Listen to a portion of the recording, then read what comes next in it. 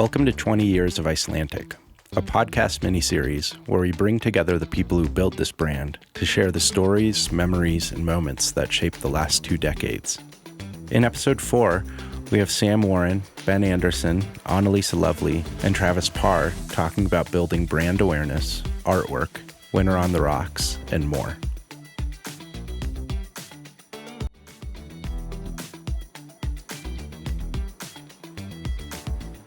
Get involved. Let's talk about that.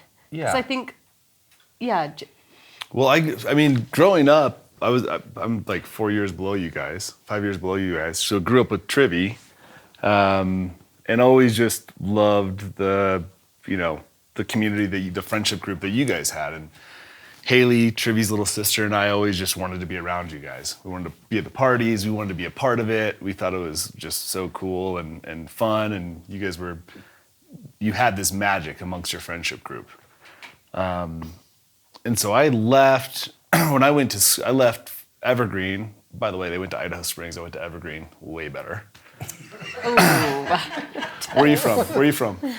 West Side Evergreen. Where are you from? East Side Clear Creek. Where are you from? East Side Clear Creek. Okay. CC. West Side Evergreen. East Side There was Clear just Creek. this awesome vibe that these guys have spoken about these mountain communities, and there was a lot of, I think, synergies between the friendship groups and what was happening in these kind of foothills mountain communities. So I left and went to school in North Carolina and then San Diego, and would come home and pretty much come over here to a party or whatever and buy every piece of Icelantic merch I can get my hands on, and head back to San Diego and be rocking the new gear. And I think at the time, it was the second SIA, and I ended up moving home from San Diego, and you were looking for someone to help manage the apparel and the merch. And I think Trivy was like, you just need to And bookkeeping. Which was not a skill set of mine, but I told him it was. But you just really need someone to take care of the apparel, because everybody was hitting you up for free merch or whatever. Well, and I was doing it all at that time. I was literally doing custom pieces for everybody ironed. Yeah, I just had all the Parr just did a ton of logos and a ton of options, and then literally would just have little launch parties or whatever, and people would come out and pick whatever logos they wanted and then custom place them, and I would iron them all and be driving around all the Walmarts and the Targets and whatever, just buying inventory. I need a black medium zip hoodie. Yep. And I was doing all that. So I was like, well, now we actually have a business going, and I got to sell skis. And that was like, Sam could be a good person to help build that concept. Yeah. And I distinctly remember at the time, it was like, there was this innate energy that was happening within their circle, within their friendship group, within their, this unit that they had created. And I saw so much potential for that to be projected out. I was away at school in San Diego, and people would ask me about the brand when I was gone, or I had a different friendship group than they did, and people were so excited about the brand, and I just saw potential of hey, this could really fucking go somewhere outside of what they were already doing. So I started doing the apparel thing and started designing clothes with Ben, and I think at the time that's when Anna was like, and also you're gonna do QuickBooks. And I was like, I'm done with this shit. All right, well, I'll give that one a shot. Well, and that's also when we moved out of this space, we moved out of the brain and moved into your parents' old house too. We call that one the non-brain. Trivy and you and I moved into that spot, and then we were officing out of here. Anna and I were up in the upstairs office, and you guys were downstairs, and and it was, I was riding on the excitement of the year and a half that you had already had with the business, but there was still the excitement of ISPO and the second year of SIA, and their sales were coming in, and the brand was out there, and being able to see how it could project beyond that was really exciting. Yep, you came in eager and were willing to help however you could. Yeah. I think that was the biggest thing. It was like Sam came into this experience or opportunity right out of school, so much energy. We had a lot of energy too, but you just came in hot. And yeah, like you said, you would do anything, helping with the payrolls, like doing the bookkeeping. Didn't you drive the booth to Vegas? Drove the booth to Vegas. Yeah. Oh, Sure. did Right, one of the the first year. drives. Yeah, so just really came in and just did whatever it took to find a role. You know, Yeah. I just think about that. Like, I don't even know if any of us are really even getting paid. How do we even pay ourselves? I mean, a little bit. I remember. Yeah. Yeah, we were getting paid a A little bit. Yeah, we're. None of us I was were running the that. books, Ben. I remember. Yeah, exactly. Yeah. It was $1,800 a month Yes. for each of us. Yes. Yeah, totally. Wasn't it? Yeah, I remember might have been. that. Yeah. Yeah. Yeah, so then, we just like officed here for a little bit and then really just started looking at new opportunities. It just felt like what this space had been for us to get to that point. It was time to move on to a different opportunity, and that's where we really just started thinking about what should we do next, you know? And one point that like always stands out in my memory is the first event that we ever did like at Tommy Knockers. Yeah. Which was just kind of funny. I feel like that was kind of the first like community outreach event that we did. And Sam, you kind of spearheaded that, like reaching out to them. We're gonna have a party here. We're gonna have a band.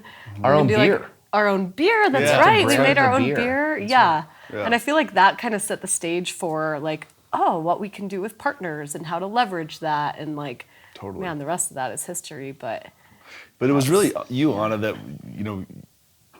as we started exploring like what's next for the brand, you felt very passionate about going to Denver, and you yeah, were. I don't know why. I think yeah. it was spot on. It was just time to get the brand out, and Trivy and I started researching neighborhoods in Denver, and at the time, the Santa Fe Arts District was really happening, and Rhino had just kind of started. Like Rhino was just on the cusp, but it Yeah. was almost like a little too early. fringy early. And we wanted to look at, 16th Street. We even looked at. I think Oh, we yeah. looked in Lodo. We That's looked wild. we pretty much explored every kind of hot neighborhood down there. And all of us collectively, I think, based upon the art and the creativity that had been harnessed, felt like Santa Fe Art District was the right fit. Well, and we were familiar with it from your first show. Yeah, You know, so from I Space had Gallery. so I had that Gallery. first That's right. my first one-man show there, and then just the community around the art, I think, really And just the concept drove of us. First Fridays. Yeah, it drove It's us like, down okay, there. they And have this events. area, in the Santa Fe Arts District, which is still pretty fresh in Denver as well, that had the First Friday. So the first Friday of every month, the galleries would open their doors, the community would come in, they'd showcase a new artist, and we did your First Friday, and I was like, this is awesome. And when we were looking at different opportunities in Denver, we like Sam was saying, we checked out every neighborhood, but it was like, the Santa Fe Arts District, I think, really makes sense. Not only does it align with us so much as a brand, with like the artwork driven brand that we are creating, but also it gives us this like scheduled party to activate and bring people into what we're doing, because you were adamant about just getting out of our bubble. It's like we grew up here. This is like where we were shaped, as people, as children's getting into adulthood. And it just got to the point, and like Sam was saying, the local community was all about what we were doing. Like they were locked in and so excited. But Anna was the one who came up as like, we need to get out of this bubble and let's look down the hill. And being familiar with it, that's where it's like Santa Fe makes the most sense. Yeah.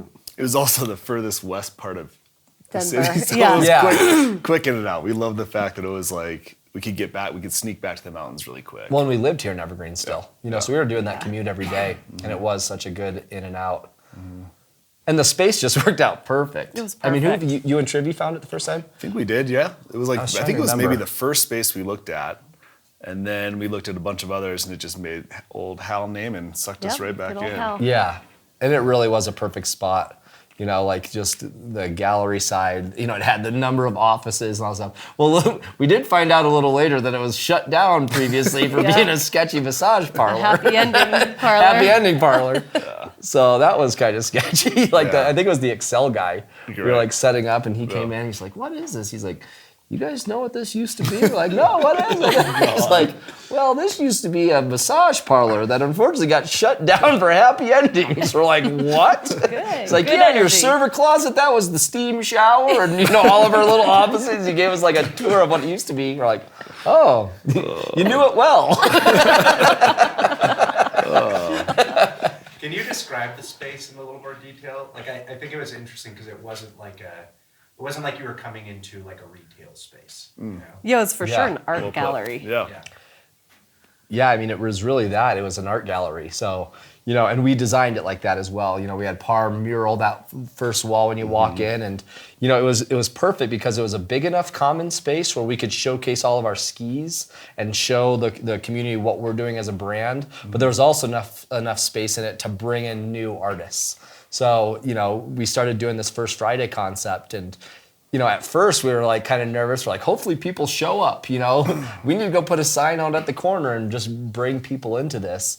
And we did our first party, and I mean, we blew it out. Blew it out. Yeah, because Tommy Knockers was still a partner at that time. We were still working with Tommy Knockers. They were still giving us, I think at the time, it was like 2 kegs a month. And we did that first party, and it was like, oh shit, we need more beer. But I think one of the coolest things about that neighborhood was that it was the attendees, the people who would go out. There was an amazing stumble upon, and it was almost like why you would go to Santa Fe Art District, because you wanted to see something new and you wanted to experience something that you didn't necessarily know was there. And boy, oh boy, did they. They would come into our space and they're like, so you guys are a ski company, but it's art, and you're featuring this, this artist that you brought back a bunch of sticks from Costa Rica on. Like, what is going on? Third busiest intersection in Denver. Yeah. So we had really, really great visual drive-by traffic. And like Benny mentioned, it was on a schedule. So we did, I want to say those first year of art shows was just featured artists that were within our community. It was just, Dave Sheets and John Jeff Fellows. Mass. John Fellows was the first. That's right, yeah. Fellows was the first. Yep. and That's right. we kind of were just leaning on people that we knew and giving them a shot at an art show in Santa Fe Art District, which was a big deal. Yeah, it was like kind really of a big deal. Big deal, and truly, I mean, it was. I would go to Costa Rica for a surf trip and come back with a backpack full of like local art, and that would be the show. Or, Parr would introduce us to a friend that he had in through LCAD, and that was the show. Or Anna would meet somebody in the Denver warehouse district, and that was the show. And that was really cool, unique, and special, I think. And it really stood out in the area. Yeah. You'd go to the different galleries, and it was fun. It was like, you get your little wine, you see the art, and it was good vibes, throughout the whole spot. But then you got to the Icelantic spot, and it was a rager. It was alive. It was packed with Yeah. people. We'd have live music a lot of the time. We'd have all of us there just fully embracing. We got the wave skate in the alley. It was just a whole different experience. I remember one time a girl there, she had just moved from Boston, and she's just like going around, she's just like, who lives here? Who lives here? We're like, no one lives here. Well, Ashley did for a little bit, but we don't live here. We work here, And oh my gosh, it really had that feeling of just like, no one's, ever seen anything like that at the time. Yeah. And especially where Denver was as a city too. Yeah. I mean, Denver was just on the start of like becoming what it is today. So it was definitely a pivotal part of just like building that community in Denver as well.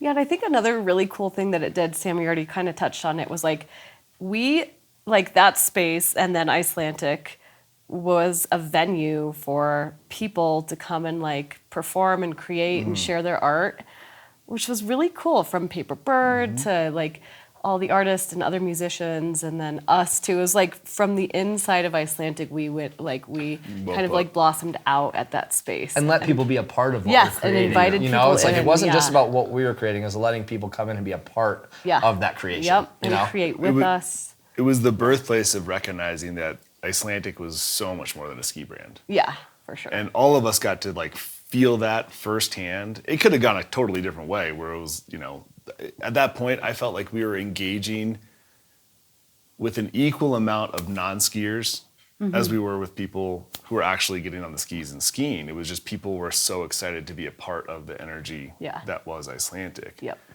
And man, those Saturday cleanups were fucking gnarly.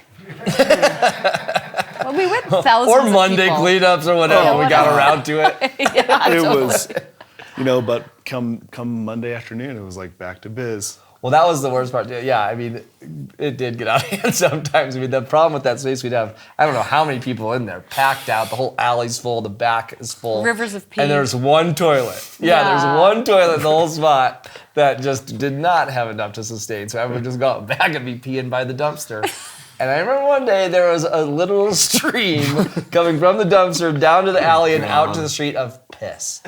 And this poor girl got out there when we had our wave skates, and we'd always just be ripping around the office on our wave skates, and she's just like, "Can I try it?" We're like, "Sure." And she gets on it.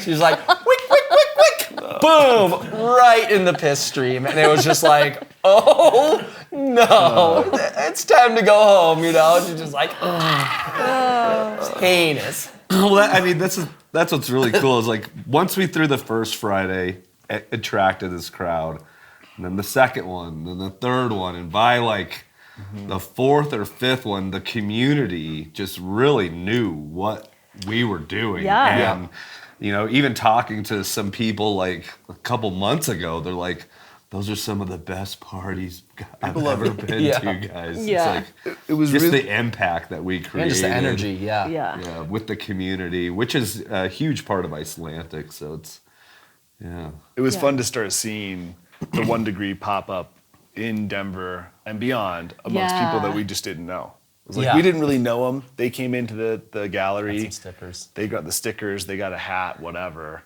yeah, even non-skiers. And that's sort of Yeah, like people we didn't know. It sort of was the same timeline and recognition of talks of SIA moving back to Denver. Yeah. Yeah. And so we had like been bubbling this this community. I don't want to say underground, but we always did kind of compare it to the underground hip hop movement. Like we kind of just been mimicking, probably unintentionally, but that was what we were listening to. Totally. This this pulsating community that was happening in Denver, and then the news that SIA was moving back to Denver. Or just to Denver. Or to Denver, sorry, not From back Vegas. to. I think that was where it all clicked for us, and we were like, "Oh, let's go." Yeah, it's like we're bringing the whole industry to our backyard. Mm-hmm. Don't fall in the piss puddle. I mean, I remember going to those parties and just like the culture in that office, and it did seem like what went from sort of this like childhood dream to a bunch of friends in a basement, like figuring it out. Mm-hmm. Now it's like you have a real office, you have some success, but I feel like something at the Santa Fe Gallery clicked where it was like, all of a sudden this isn't just a ski company, as you're saying, it's like this is a lifestyle, this is a community, Well put. Yep. this is like there's just something bigger than just a product. Yeah. Yep. And I'm curious, like from that point, it did seem like that set you all on a trajectory. And I wonder just where then did it go? Or how did you even conceptualize it in that moment? Like, were you feeling that? Yeah, I mean, it just felt so natural. You know what I mean? I think that's when I just really reflect on the brand in general, like everything that we've done just felt such like a natural evolution, and it's amazing like how it's continued to flow even to now, which is just nuts. But, it just felt like such a natural evolution. And how many years were we there? I'm just trying to think of the first space on 8th. Was it 3 years? Yeah, maybe 3 or 4 years. 3 or 4 years? Yeah. Moved to Battery on. Because then we got the idea or the opportunity to go to Battery, So we had done that for a few years and built that recognition. That's when Mike and Frank from the Public Works came down, and they're from Evergreen as well. And we just knew them. I don't even know how we knew them before, just through Evergreen in industry or It was whatever. Winkler, wasn't it? Yeah, and they were building that whole building out while we were talking. Well, Yeah, it they're was like, hey, we huge got this opportunity Yeah. exactly to build out the old lighting store into Battery 621, which was this vision of this shared workspace, community space, rooftop, way to host, and just like this real communal workspace. It's kind of when that concept was starting as well. And, they're like, you guys would be such a great addition, Not only was it a block and a half away from us, so it was still in the Santa Fe Arts District. It was still just as accessible, and we had created such a good name. Like we'd have pull to really put Battery on the map as well. So they saw that opportunity and talked us into making that move, which was a great move as well. Mm-hmm. We didn't even throw our printer in the back of the truck. We just wheeled it right down the fucking We street. did, yeah, totally. Lionel. I was like, Lionel. what name it? Lionel. Richie. Lionel. But I I think- mean, go ahead. Well, I just think another, like, in terms of your question, Mark, moving to Denver and having that space and creating that energy, like it put us on the map in Colorado as a Colorado brand. And for me in particular, I don't know why, but like that kind of put me in this other world of like Denver business leaders that was really cool. And I think that like led us to open all these other doors and stuff. And it just kind of like gave us a name in the Denver business community And that government. still goes. Colorado yeah, government and too. Yeah. You know? I think that's such Yeah. a good point. Yeah. And you It's just especially, you were all of a sudden we're doing all kinds of stuff with Just like outreach. the international business office Yeah. in Denver, and Yeah. Benny was doing all kinds of interviews with Not news. Not news. Google it. Google it. Not too hard.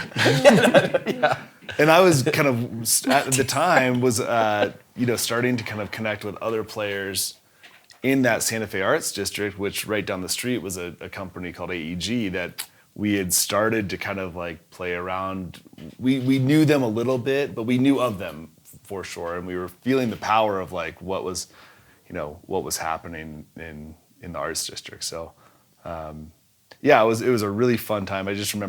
I remember feeling so supported, not only by our community, but by all of you of like, just go fucking do it. Like, we trust you, you're doing the right thing, you're building what we don't know what you're building, but you're building something good, Totally. Go do it. And I think vice versa, like when there was a project or something come up where Anna was chatting on, committees of international business, the support of just like, that's awesome, go do it. It just felt like really Yeah. supported and like a new pioneer. We didn't know what we were getting into, but we were getting into something good. We knew we were Pause on cool that. and we wanted to spread it. I think that this is actually a pretty good like bullet point is like that attitude. of, Yeah. like, you want to do something, do it. Yeah, Yep. You know what I totally. mean? And I think I feel like especially at this moment, it's like for instance, like how did it go from these kind of wild gallery parties to Red Rocks? Well, You know? I have a little segue on that. If I think when SIA decided to move to Denver, which I was on the board of SIA and pushed that decision pretty hard, and we had a little bit of an inside track on that. I think that's when, and we mentioned it briefly right a minute ago, but I think that's when we were like, we got to host this industry, and that's what propelled Sam to like get in touch with AEG. That's when we had the idea of blowing up our first Friday into a concert at the Ogden.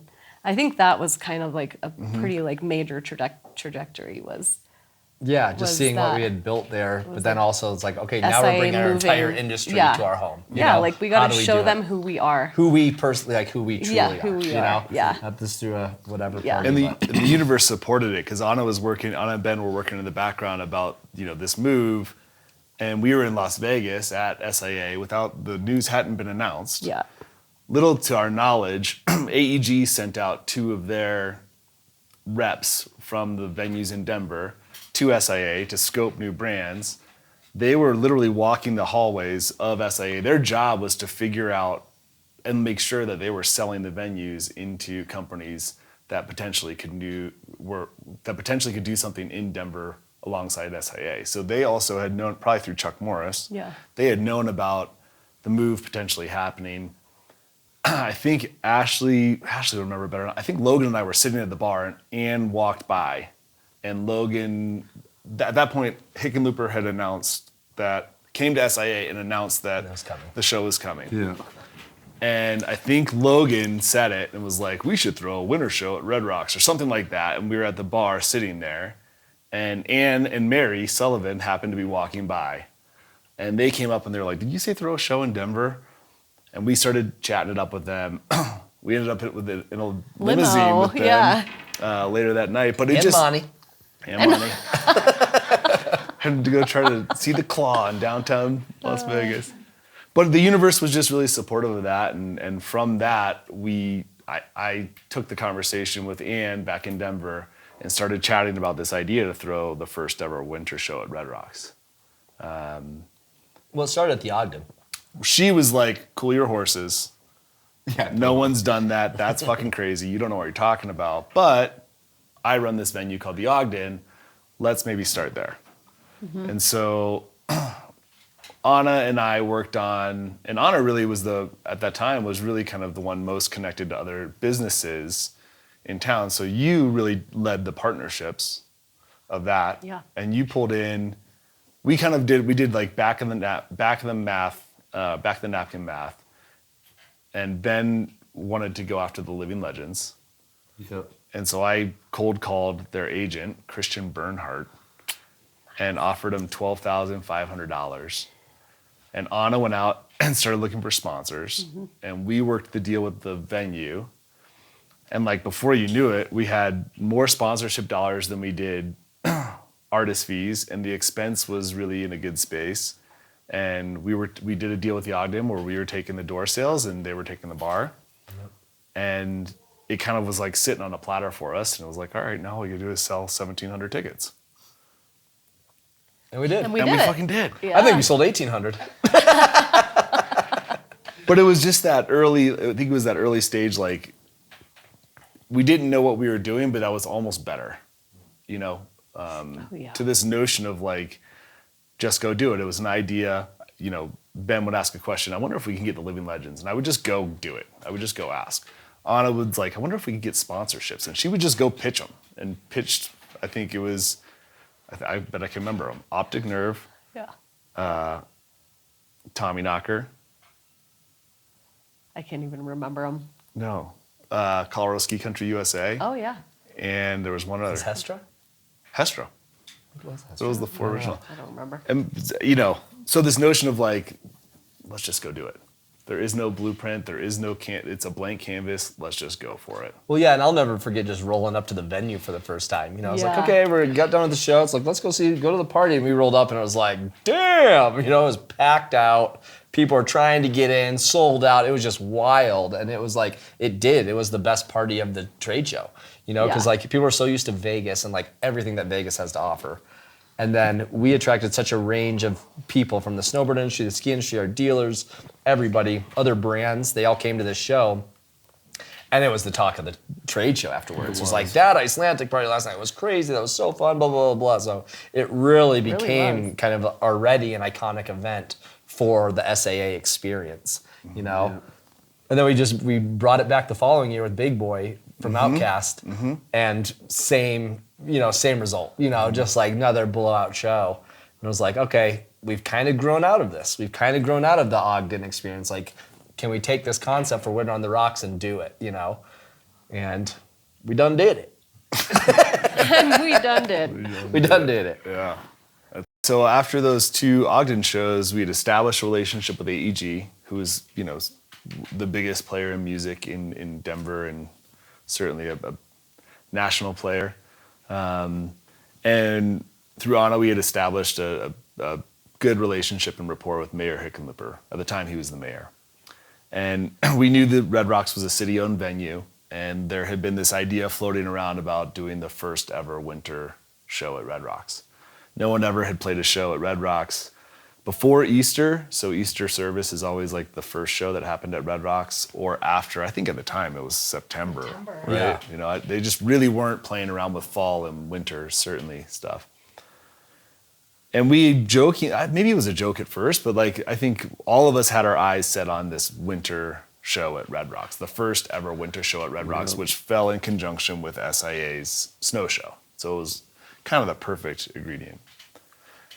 We went to Mayor Hickenlooper at the time and asked him about it, and I think it was kind of like not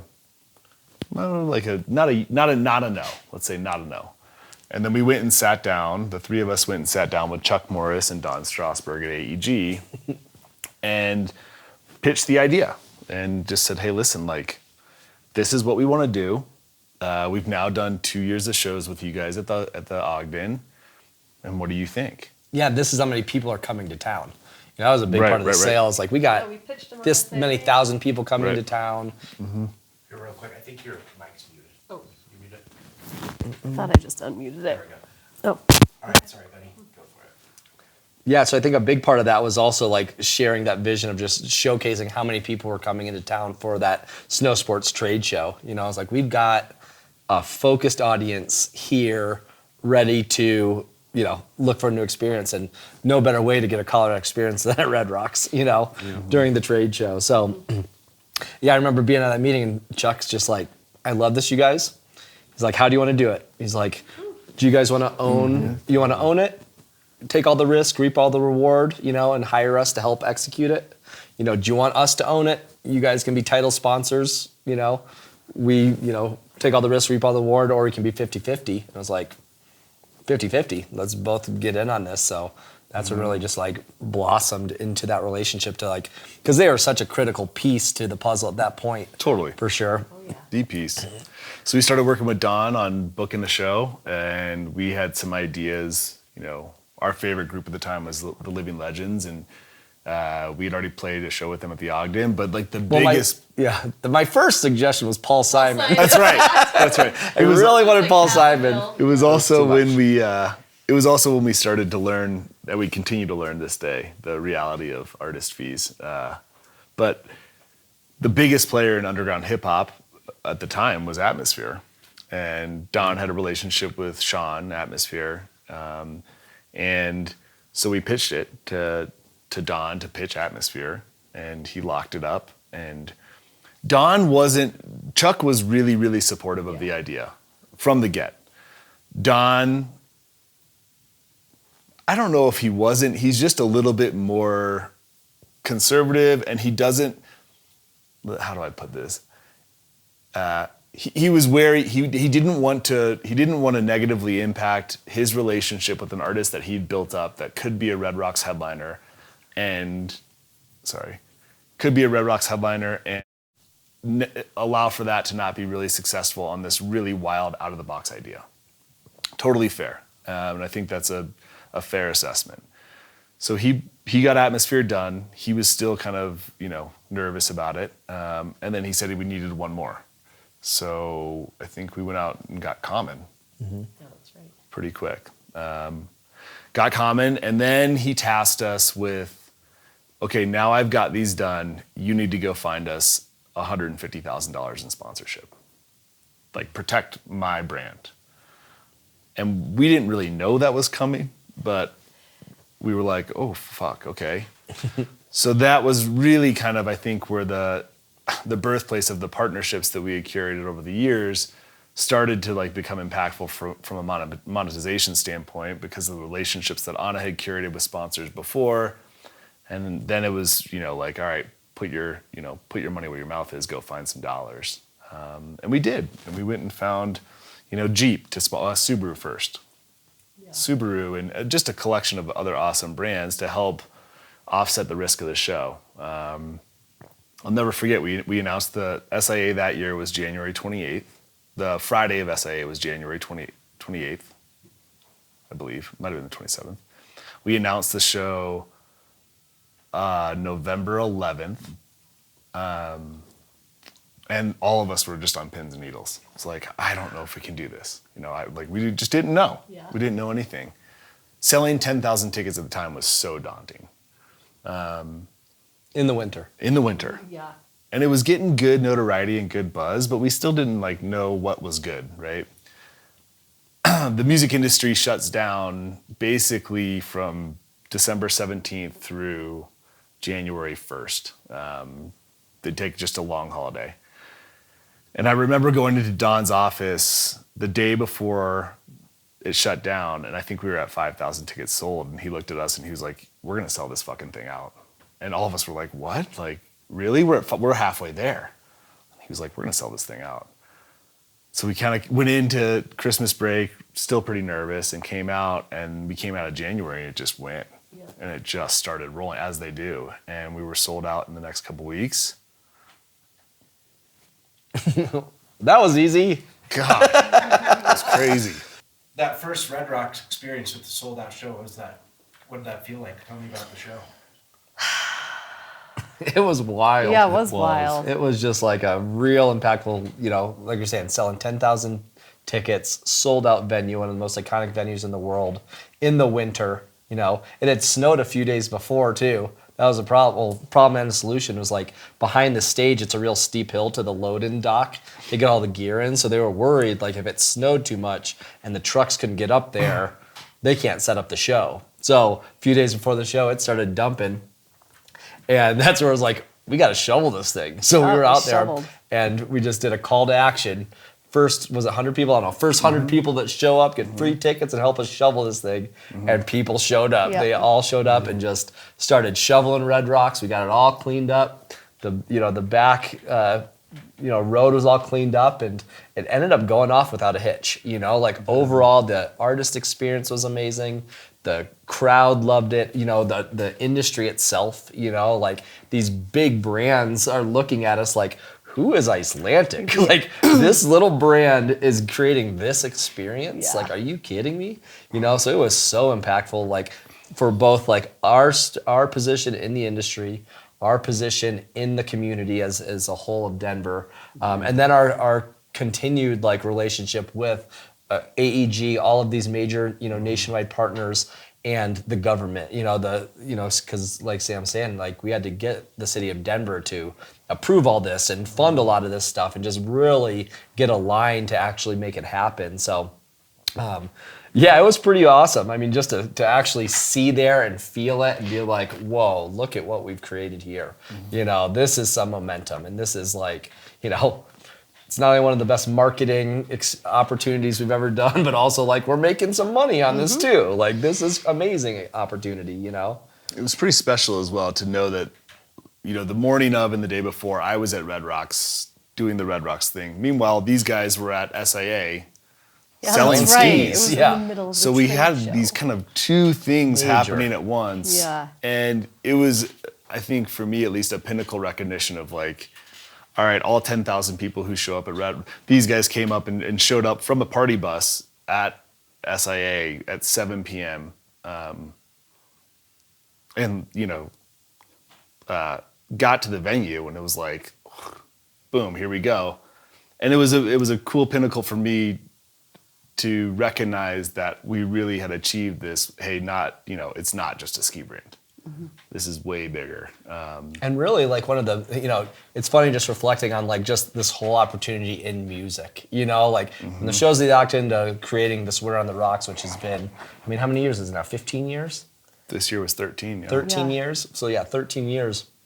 It's just wild, but it really just tied back into the artwork, and our annual themes. That was just one of such a foundational pieces of our brand, was just coming up with these annual artwork themes similar to what you do with like a art series or a collection that you show at a gallery and tell these stories. And that year that the trade show is moving to Denver, our theme that year was was music genres. So you had illustrated a whole variety. What ones did we do? Yeah, we did the blues, rock, funk, gospel, bluegrass, hip hop, soul.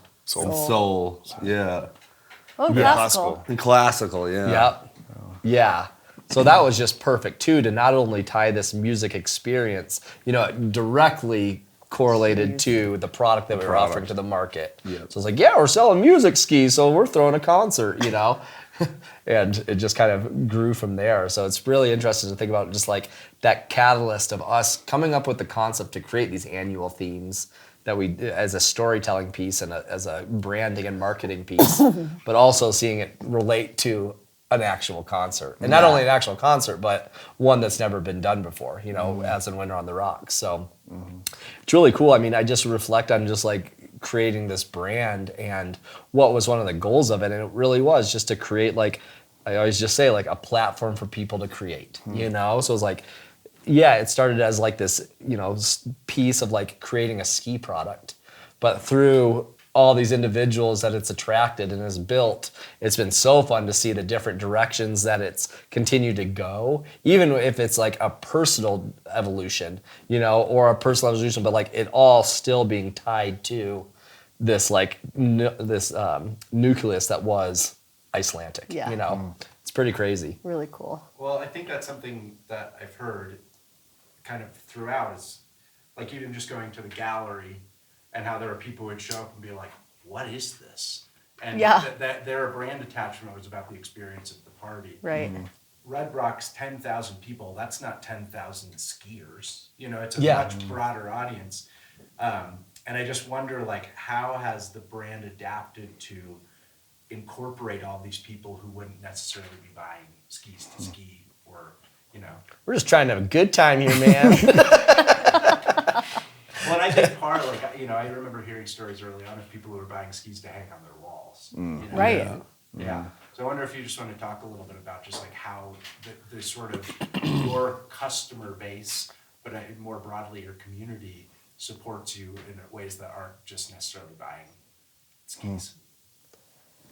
Yeah, I mean, I think just these experiences that we created, from the gallery to, you know, the concerts, Winter on the Rocks, all these things, like, it's attracted, I mean, just Colorado. You know, like, we have that appeal outside of Colorado, but what we've created here and that the range of people that our brand has collected or attracted locally is really just like so interesting. But Yeah, and I think that we gave people like something to aspire to, you know, like something to kind of like believe in or have faith in, or that sounds religious and culty, but like, yeah, you know, it was a lifestyle that was fun and there's a lot of good energy in it. And whether it was through art or music, you know, visual art or music or writing or skiing, or there was all these crafts that were like pumping out of this thing called Icelantic. And so there were so many touch points for people to engage with the brand, whether they were skiers or not.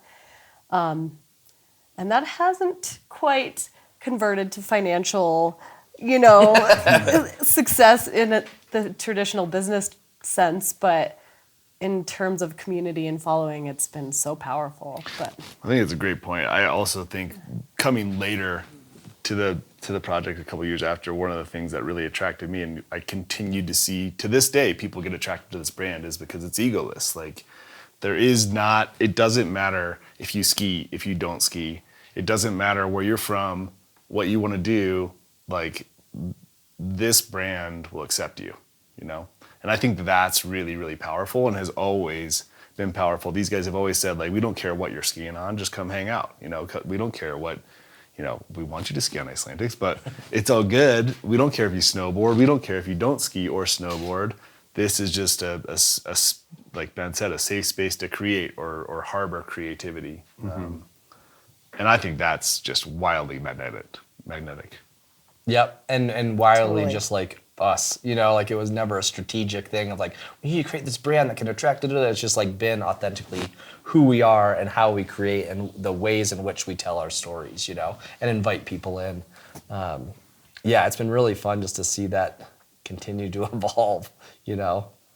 I guess one question I'd have is just like, what are some of the crazy memories you have from Winter on the Rocks, you know, like, I mean, there's been the fact that it's been like 13 years, I know you know, that- like, it's just wild that it's been that many years, you know, it feels fresh, but it's a lot of work. I mean, it turned into a full-time job with Sam. That's Yeah. right. I mean, that's Yeah, it really kind of exposed like your skills. how it went was like, you know, once we started that, it became your job, you know. He wasn't doing the books anymore, you know, kind of evolved out of the apparel, and like that was your focus, like this partnership, the experience, and just like making sure that went off without a hook. And that's how it kind of evolved. It's like it got to that spot where that was 90% of your time and energy. And it's like, it's time for you to kind of evolve and grow and, you know, continue to do this with Icelantic, but create new experience. And it's been really fun to see kind of how that, you know, how that has taken shape and how you have been able to grow from this, take this experience and what you've learned from this opportunity and applied it to a whole variety of experiences around the world, you know, while still staying true and creating this annual, you know, Winter on the Rocks experience. little old Winter on the Rocks. I know. I mean, the artist stories over the years are nuts. One of the best stories, I think, to this day is, this must have been like 3 or 4 years in. I got called up into the city's office at Red Rocks, which is backstage, and there was a couple city members there and a police officer, and they have cameras all over the rocks. And they're like, "Hey, do you happen to know this gentleman right here?" And they pointed at one of the cameras, and I like looked at it pretty closely, and old Mr. Parr was standing there next to a security guard who was on radio at the city. And I was like, I know that. I know him. is there something that he did? They're like, well, your friend here was caught urinating on the side of the rocks.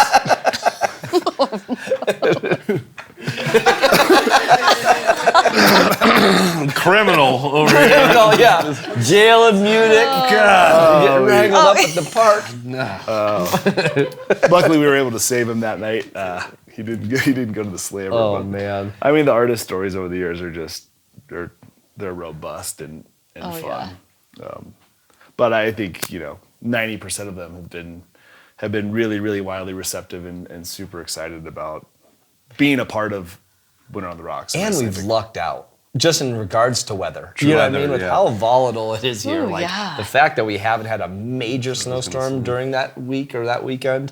Oh my gosh, that's huge. Ice Cube was pretty rough weather. Well, yeah, of course, the first year that we do it in April, Yeah. it snows like 6 inches or 7 Like inches, ice that day. wet.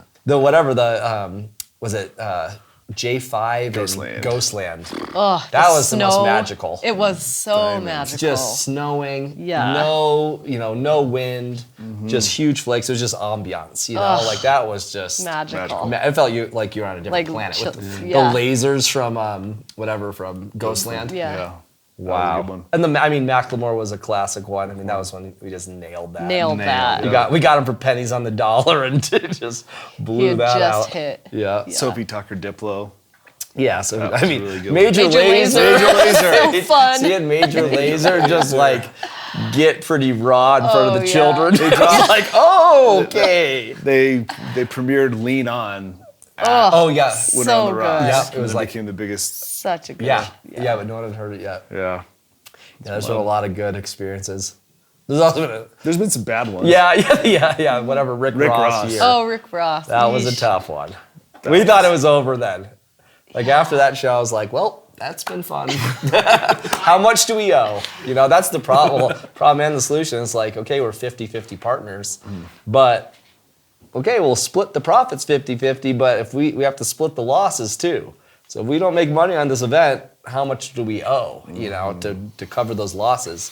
And that was, that year was just tough. I mean, we had 2 headliners cancel. I mean, what was it? Mac Miller. We sold Oh, through. yeah, Mac died. Miller. We sold through 80% of the tickets, and Yep. Matt called and Yeah. needed to be out. Yeah. right. And we had Run the Jewels that year, I think, and because they got the offer to go with Lord.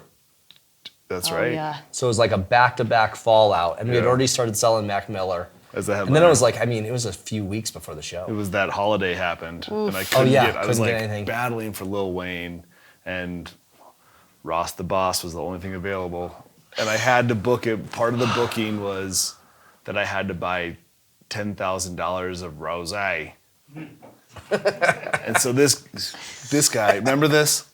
He made us put $10,000 of rosé on ice in his green room and sat in his Suburban outside the venue until we sent photos of the rosé on ice in his green room to his manager. This dude walked into the venue, walked up to me, put his arm around me. I was like, "Thank you, Mr. Ross, for being here." And he just went, "That's for real." And walked on stage, walked off stage, didn't step into the fucking green room at all. Oh, So Alex and I were sitting on significant amounts of rosé nice. for a long, disgusting rosé. And that was like the year we didn't sell it out. It was Yeah, just like, it it was was a a tough rough year. one. And I remember just like after show sitting up there with you two. Yeah. We're just sitting there, we're just like, that was okay. Now we're gonna get back on the horse or are we done? Like how much do we owe? But then we ran the numbers. And a few days later we get a call from Sam. We made $18. I was like, Who wants El Taco de Mexico? yes. So we kept her going. Didn't throw us for broke. No. Rick Ross never and forget- Jaws. Well, I was gonna say the Jaws. Damian Marley. That was funny. That's when we knew we needed a weed sponsor. On his Yep, rider it was like that's 3 right. pounds of weed. We're like, where are we getting 3 pounds of weed? Thanks, Denver. But yeah, I got the weed sponsor. But I'll never forget Ashley delivering the snow globe. Every year we make a snow globe for the artists with red rocks, and it's like a commemorative gift to all the artists. And we were getting ready to go out on stage, do something, and we had to deliver this to Damien. So Ashley was like, go get this to Damien, So Ashley goes into the green room, and we had some time, so I remember going into the green room, walking into the green room. He has like 20 family members. Like he brought a crew, Grandmothers, from children, Jamaica. You know, aunts. it's just hot box. It's gnarly. And I look across, and there's Ashley, cowboy hat, unbuttoned shirt, and is like giving Danny Marley the snow globe, and he's looking at it like, "The hell do you want me to do with this?" You know, like, thanks, man. I don't know if this is gonna make it home. Oh my God. Well, and Bradford, I just think about that also. The With the mittens, the mittens. Astus mittens. That was with Mackmore. no, it was Fantagram. Oh yeah, no, with Fantagram, Big Grams. Fantagram. Fantagram and Big Boy, and we were down backstage with those guys hanging out, and Bradford came in, and Big Boy just like, "Who's the nerd?" You know, and Bradford's like, "I made you those mittens." He's like, "Oh, hell yeah, come on in, man." I was like, brought him in. Wait, what was the Zed Anderson Paak Lil Dicky? Oh, that yeah, was a good that's one. right. That one? Anderson Paak. That was a great one. Yeah. Anderson Paak crushed it. They all did. so good. They all did. Oh my gosh. It's been a wild ride. Yeah, it's been fun. Yep. Nice. I feel like we covered all the Yeah. community and partnerships. Is there Yep. anything that about particularly community engagement that you feel like we've left out? That's pretty good. Yeah. Sweet. Yeah, we talked about First Fridays. Just that it continues. Yeah. It's Yeah. not stopped with the Melt the Ice sale. I mean, we started that Melt the Ice sale.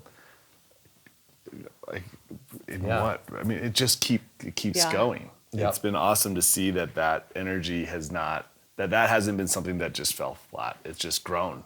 Yeah, it's just evolved, just different ways that we do interact with the community, from like throwing these parties every month, you know, well, hosting, you know, friends at the Brain, to throwing parties on First Fridays, to the evolution at Battery and those parties, you know, which was 10 times the space, you know, into, you know, Golden, you know, moving to Golden and creating more of a retail experience for the customer, you know, into Melt the Ice and all the different things. So it's fun to just continue to find ways to engage and truly just allow people to be a part of what we're doing.